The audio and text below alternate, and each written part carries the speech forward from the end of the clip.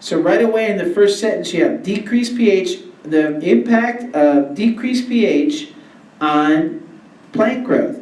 So one's independent, one's dependent, right away you know. Go ahead, I don't want to say names. The independent is the decreased pH, that's right.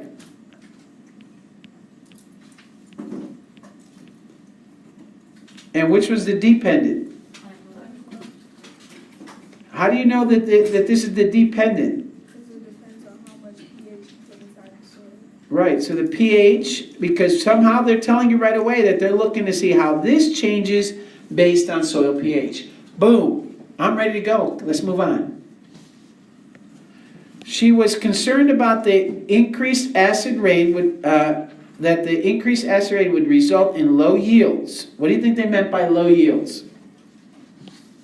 That's a weird way of saying it, isn't it? It's not really weird, but you may not have heard it before. What do you think they mean by low yields? Yeah, measurement of how much plant you grow. If you're a farmer, your yield is how much corn you grew, how much wheat you grew, how many bananas you grew, right? A low yield means you didn't produce that many. All right, so you should write that down. It's an interesting way of saying it, and when you're on your SATs and ACTs, those are the kinds of statements you're going to read. You have to be able to identify what the heck they mean by this. And if you use context clues, you could have figured that out. So she concerned how much you get. Yield means how much is produced. A yield means how much is produced. So low yield means low production, right? Production of what? Plants. So the increase, so they think increased acid rain, so more acid rain, and see, look at my notation, up acid rain equals low plant growth. Do you see how I wrote that? Do you think that was easy? That was an easy relationship to write down to get from that right reading? I think so too. All right, in a growing season, okay. She thought that the increased acid rain would lower the pH, so another thing that we know, what am I doing right now? I am writing down what I know. First I'm reading, then I'm trying to figure out and writing things in my own words. I'm trying to figure out what it's meant by what I read, and then I'm writing down what I know. Those steps you must follow if you're going to be successful. Increased acid rain means equals what? Low pH. Yes, but also what else? Low pH. So now, do you need to know that low pH means acid? No, you don't really need to know that, but you do need to know that acid rain is low pH. In fact, I even tell you though, that note that acidic conditions means what? pH below 7.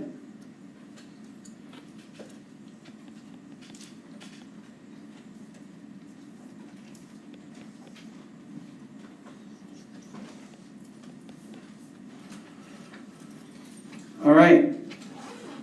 So now let's go ahead and take a look. That was her hypothesis. She thought that the lower pH would slow plant growth. So what would if you were going to, I didn't ask you to do this, but what would be a hypothesis that you could write based on what they said the scientist was hypothesizing?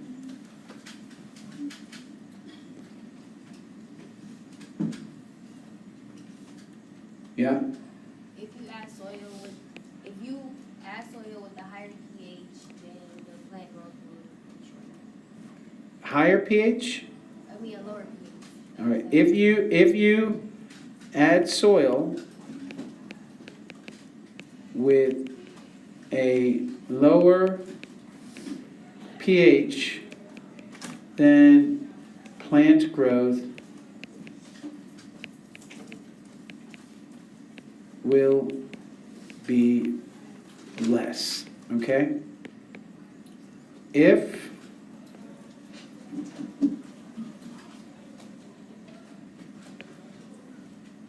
then, right? Simple, straightforward. No one, I don't think, so far I don't hear anybody saying, That didn't make sense. What direction are we going? I don't understand what's going on. So far, I see your eyes. They make sense. Things are making sense to you. Here's my question. Here's a question you have to reflect on. What if you did poorly on this test? Why didn't I understand that when I took the test? Right? That's really the question. So far, everybody's getting this. I'm hoping you get it. You got it during the test. Plant group, there's the group number 1 through 7. There's the soil pH. Here's neutral. 7 is neutral, by the way. There's 7, it's neutral. These are all what? What are all these? What are all these? They're all acid. So this is all acid. And what about this one? These are not acid, right?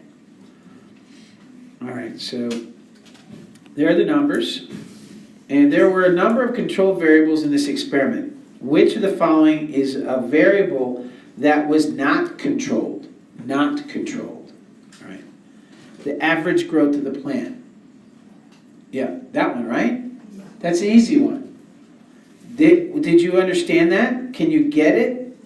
So that's kind of straightforward. There's your answer. Why? Because that was your dependent variable. Your dependent variable changes based on your independent variable. So one thing you don't control. You're just looking to see what happens. And I could go ahead and add that. This is my dependent variable. By definition, this is not controlled. I don't control it. I'm looking to see what's going on. How much light the plants receive? Obviously, we are going to control that, right? If we're going to change only one thing, we want to make sure that is controlled. Do you agree? Yeah. The amount of time given to the plant to grow before measuring? Well, yeah, we want to control that, right? We can't let one group of plants grow for a month and the other group of plants grow for 2 months, and then say that the ones that grew for a month grew less than the ones that grew for 2 months. That's a ridiculous statement, right? So we have to control the amount of time. And all the variables were controlled. Well, no, we don't control the dependent variable. That's the whole point. We control everything but the dependent variable because we want to see what is happening with that variable. All right, which of the following was the dependent variable? Well, we already identified it, but go ahead. It was C, the average plant growth. So you see, so it turns out that there were the same answer for both, and that could, of course, I can tell you right now, and I don't know because I wasn't there with you, but sitting there watching you make the choice, but I could almost bet that some of you were like, wait a minute, it can't be average plant growth and average plant growth. That can't be the same answer for both. I'm going to go ahead. No, don't do that. Read the question. Ask yourself, do I understand the question? Do I understand the content? And can I choose the right answer? All right, don't try to, I'm not trying to play games with you. Stop, don't look for patterns in my questions and answers. Rather, that's a good test-taking skill, but that's if you're absolutely behind the 8 ball, you have no other choice. All right, which of the following was the independent variable? pH of the soil. We already identified these, right?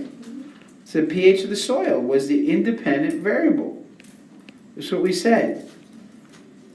Didn't we agree on that? So no, right away, there should have been 3 right answers. If you got any of these wrong, and I think everybody agrees that this was pretty straightforward, at least according to what I'm hearing you, no one's saying this was hard because, this didn't make sense because. If you're kind of shy, you don't want to discuss it out in the open, please come and see me during your advisory, get a pass, come to me before school or after school. There's no reason to allow shyness to impact your growth as a student. Consider the question. What was the question? Does pH impact plant growth? That was the question. The data table. You remember the data table was a group, and then you had the pH of the soil, then you had plant growth, right? And all the variables that we listed, right?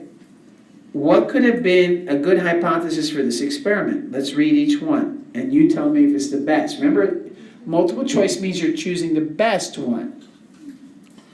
If the plants are clones of each other, then they will grow at different rates. Were we asking about whether they were clones or not? Is anywhere in here, does it mention pH? No. So if you chose A, ask yourself, why did I choose A? Why? Well, because it was an if-then statement? Well, that's good that it's an if-then statement, but this has nothing to do with the question. So this is wrong. Does everybody understand that? Okay, if the pH of the soil is lower than 7, then the plants will not grow well. The pH is lower than 7, so it's acid, right? And we can reference back my notes if we wanted to, but I can tell you that that's correct. It will not grow well. Is that what we expected? No. That's our hypothesis. Wasn't that our hypothesis? Yeah, that's what we expected. We expected that there would be so that maybe that's the answer. Maybe, right? But I'm not going to choose it right away. I'm going to make sure I look at every answer. So let me check the next one. If the pH of the soil is higher than 7, then the plants will not grow well. Well, did we talk about higher than pH at all in this? No, we haven't. So it could be that. That could be a hypothesis. That's more likely the alternate. That's probably the null hypothesis, right? So if I were going to do something, it'd probably be the null hypothesis. Do you agree? The opposite of the hypothesis that I can disprove. If I disprove this one, then I prove the other one. That kind of thing. If the water content of the soil is lower, then the plant will not grow. Did we measure water at all? We didn't measure water. It wasn't part of our question. So really the only really good answer, the best of the two possible answers was B. If you chose C, okay, I'll give it to you, but I won't give you the answer. I won't mark it right, but I could understand why, I guess, in a way, but I'll still argue that B is clearly the answer. Okay? But certainly if you chose A and D, that shows you're really confused about this, and you really need to find, get help to make sure you understand it. So here's the biologist graph the data. This is the data right off the table, plant growth in centimeters pH. Which would be a reasonable statement one could make based on the graph. Here's the graph. Here's figure 1, based just on this graph. The lower the pH, the higher the growth. There's low. Can I say that based on this graph? I can't, because this is lower, the pH is lower here than this, and this is a lot less growth, right? So this can't be. So it can't be A. The higher the pH, the lower the growth. Well, again, I can't say that because this is higher than this, and the growth is higher. So I can't say that. Do you agree? All of you agree on that? Okay, so again, if you had problems with this one, you have to ask yourself, is it that I can't read the graph? Is it that the terminology, did this confuse me? The way the question, I think it was pretty straightforward, the writing was pretty straightforward, but maybe you got confused. There's a pH range that shows the best growth that is between 6.4 and 6.8. 6.4 is somewhere around here, right? And 6.8 is somewhere around here. Do you agree? Yes. All right. There's a pH range that shows the best growth that was between 6.0 and 6.5. So 6 here and here. So which is the best growth? Where's the best growth? Which, the blue or the black range? So C. C is the answer. All right. And now here's where I think some people may have run into issues. I think you may have looked at this and said, well, how can I tell? I think that because some people literally raise their hand during the test and say, wait a minute, how do I tell what number? Because I have 5.75 here and 6.5 here. Well, number one, you can make a guess, right? You can say what's the difference between 6.5 and 5.75? What is it? Someone do the math. I won't do it for you. You can do it. Get a phone out. Get a calculator out. You're supposed to have a calculator for this class. I'll let you use your phone. What's the number? 0.75 is the difference, isn't it? Yes? Yes. Okay, so this whole thing is 0.75. What's half? So the whole thing is 0.75. What's half of 0.75? 0.75 divided by 2. What is it? Someone pull out a calculator. Wouldn't it be 0.75 divided by 2. Push the numbers in the calculator. Don't guess. Put it in a calculator on your phone, whatever it takes. Get it done. 0.75 divided by 2. 0.75 divided 0.375? 0.375. So right here, this is 0.375. That's what's there. Plus 5.75. What's 5.75 plus 3.375? What are those two added together? 6.125. So right here, this number right here is what number is that? 6.125. And they're saying between 6.4, which should be some after 6.125, and 6.8. That gives you these numbers here. Now, let's say you didn't want to do all that addition, subtraction, dividing. What could you have done? You could have looked at the table. Right, some people could have looked at the table. That would have been the easiest solution. You didn't have to do all this. You should be able to do this. Also, you could have estimated. You see how I did it at first? I just kind of estimated. So you could have estimated. That's one way you could have done it. You could have done what I just did, which is start adding, dividing, and subtracting. You could have done that. Or you could have just looked at the table. And no matter what, C is the answer. So if you chose any of the others, again, it's an issue. Moving on. What could be the biggest, what could the biologist do to determine the trend of the data and predict what the growth rate would be when the pH is higher than 7.2 but lower than 6.0? Why these numbers? What was so important about 7.2 and 6.0? Why 7.2, 6.0? Because they was the highest during that. Thank you. All right, so what's so important about 7.2 and 6.0? Look at this and tell me, 7.2 and 6.0. The highest and lowest. So whatever it was, how are you going to predict numbers that are not on your chart? You didn't measure them. If you didn't measure them, how are you going to predict them? So let's look at what answer. Anybody know offhand what the answer is? What's the answer? No. And what's the answer? How do you do it? How do you predict numbers that you have not? Let me give you a clue. The word prediction. What does the word prediction mean? You're saying what you think is going to happen. So it has not happened yet. You have not recorded it. You don't know what's going to happen. You're predicting, which means you could be right, you could be wrong.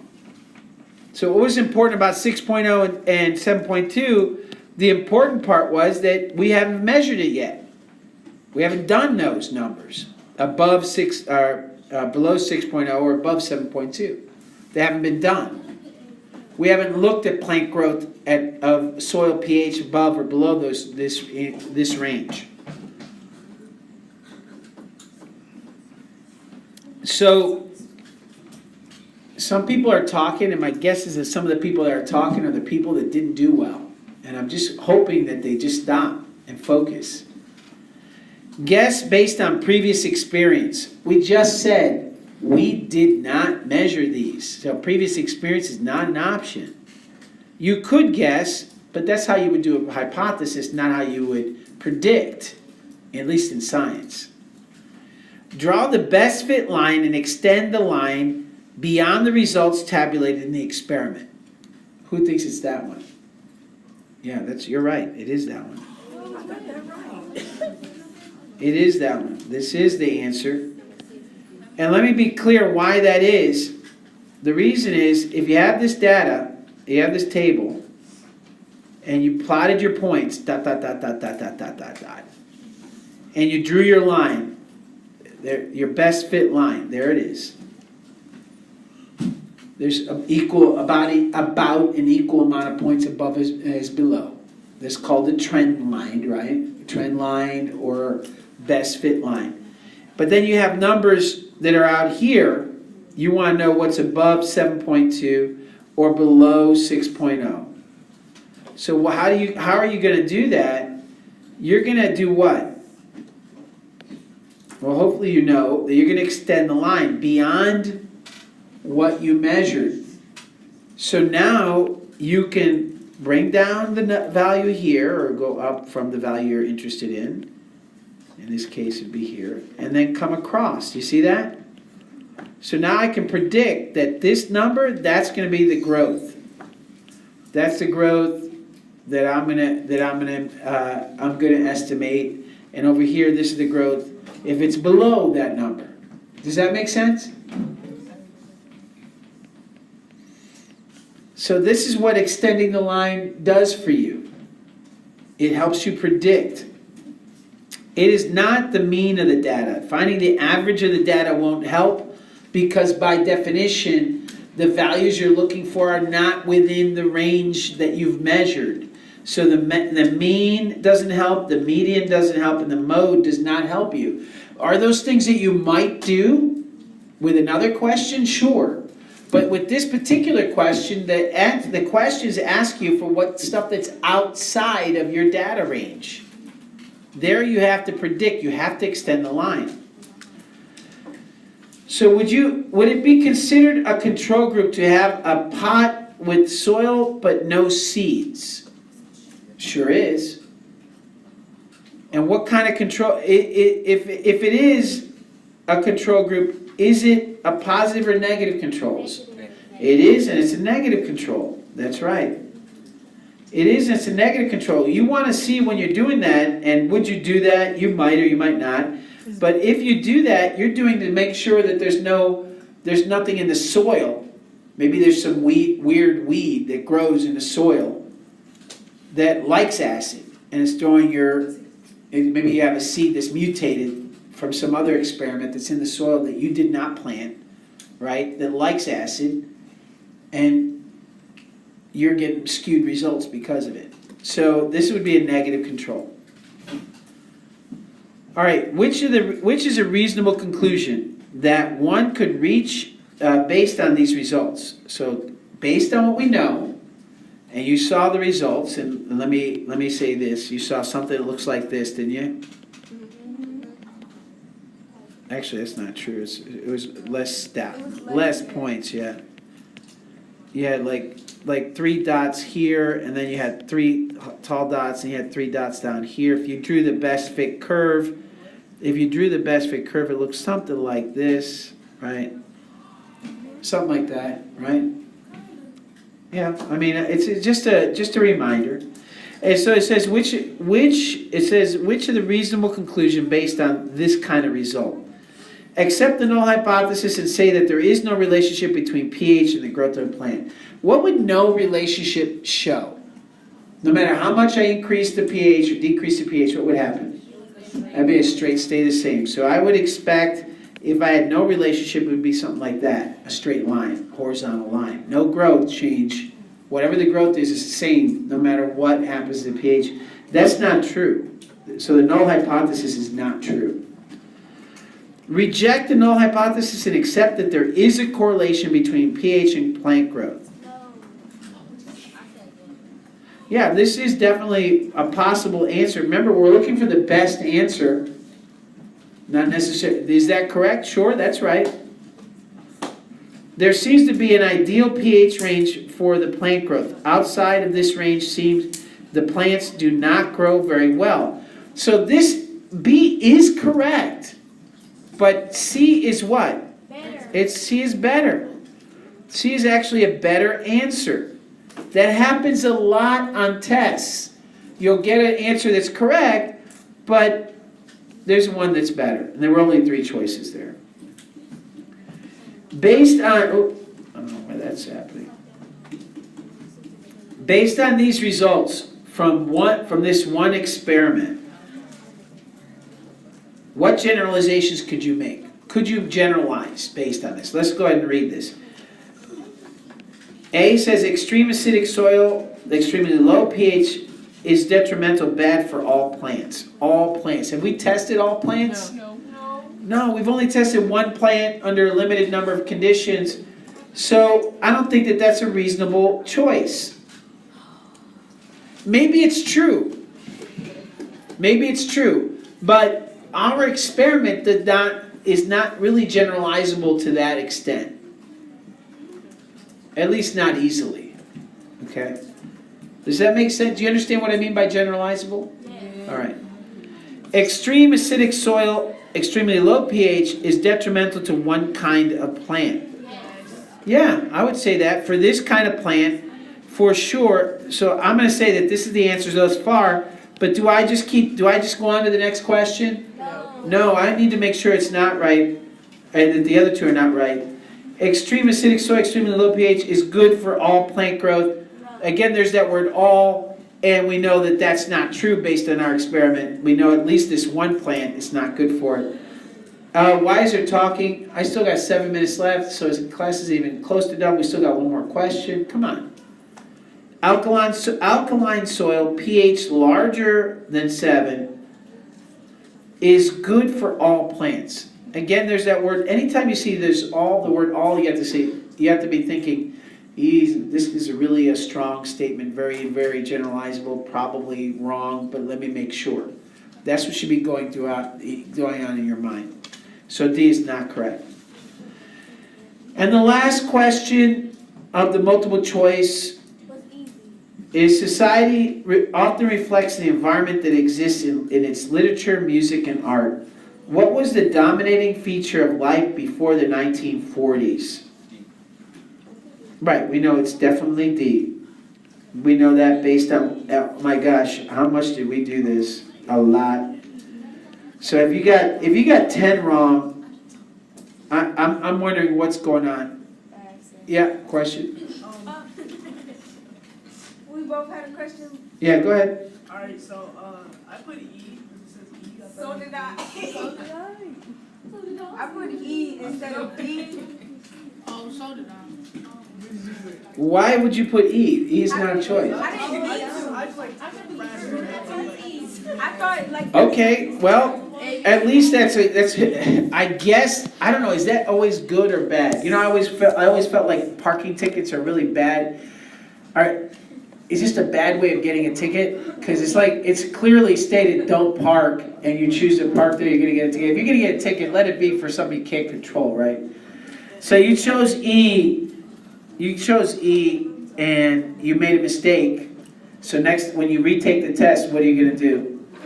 Make sure you choose the right one. So when we take the test, You should always leave, any time you take a multiple choice test, you should always go back and check your answers, make sure you're circling the right ones. Unfortunately, I don't want to waste paper, so I'm not going to let you write on the test, but on the standardized exam, you're going to write all over it, right? Yeah. when we take this test, it's gonna be the same exact test. No, it's not going to be the same exact test. Please understand that. Why would I do that? You know, that doesn't make any sense. You're not going to take the same exact test. It's going to look a lot like this. It'll be a different experiment. I may ask almost exactly the same questions, right? But I'm going to have to do some work and rewrite this test, won't I? Do you want me to go? I would like to go through. I got 5 minutes left. I'd like to go through at least one of the short answers. Do you want me to go through that or not? Do the first one. Do the same. Well, I'd like to do the first two because there's 2 and 3 because they're easy. 1 is just a little longer. All right, so I will do number 1 in another class, and hopefully we'll have more time in another class. So when I post this, I'm going to post this discussion. Please feel free to look at it. So 3 says best fit curve, and all you got to do a best fit curve, pay attention here. All you got to do is kind of estimate, well, it looks like these are kind of going down, this is kind of going up, that's going down. That's it. There it is. About the same number above as below. 3 versus 4, but I'll accept it, right? And why don't I put the best fit line? Because I'm telling you to put a curve. I said put the best fit curve. Some people did this, they put 2 lines. Not so much. Yeah, could you have done that? I guess it's possible. It's not what I'd like you to do though, in this particular example. When you're using Excel, you can actually choose there are different settings you can set. And instead of best fit line, you can, why? What is this with the little barking and noise making or whatever you're doing? What? All right, so it says clearly, predict the growth rate at 7.5, which would be about where? Again, just guessing. Right about there somewhere, right? It's about 0.25 for each line. Do you agree? Okay. And then the other one's 5.5, which would mean it's somewhere probably in here somewhere, right? Somewhere. You know what I'm looking for in this curve? I'm looking for the idea that you could do what? Extend. Why is there still talking? Extend the line. Find the place where it goes. Bring up the line. Bring it up. If you can do this, if you've done this, you got it right. That's pretty much it. Can you do this? And this is the value I'm looking for. What's the growth at this, and what's the growth at that? 1 and 2. If you've done that, that's it. That's good for this one. And it says a sentence explain how you came about your conclusion. So mark your values and say I extended the line.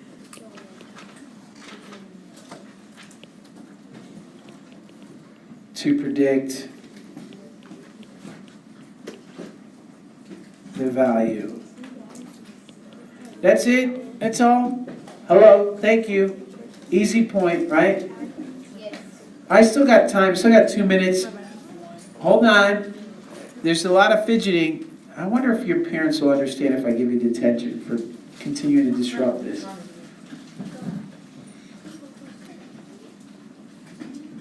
I hope this recording picks up the noise that's happening back there. So explain how eating meat every day is hurting both individual health and the ecosystem in general. I think this one's easy if you pay attention. I mean, obviously, waste from raising the animals, right? Poop. The negative in the soil, the negative on our plants as floods and hurricanes and storms wash the poop on our lettuce and etc. So drainage issues. I think it's clear that feeding these animals takes food away. Also requires land and water use. I think if you said this, the land especially and the water use, I think you got the ecosystem part straight. I think your drain and infections, right, and contagious diseases. I think if you mention that with waste, I think you would increase. And also 3, the one I was looking for personal health, besides infectious diseases, is antibiotics. Right? Even if you just did one of these two, you'd be all right. I would mark it right. So the antibiotics I was looking for was the idea that, and listen carefully, not just the word antibiotic, that's not enough. It has to be, we need to use antibiotics to keep the animals healthy because we grow so many of them in such close quarters. Those antibiotics stay in the animal's flesh as we eat the flesh. We eat those antibiotics. Also, because we use so many antibiotics, the bacteria become antibiotic resistant. I said antibiotic immunity. Immunity is fine. I'm okay with that. All right, so if you can explain that much, you get that one right. And I'll explain number 1 in another class. Good job for the most part.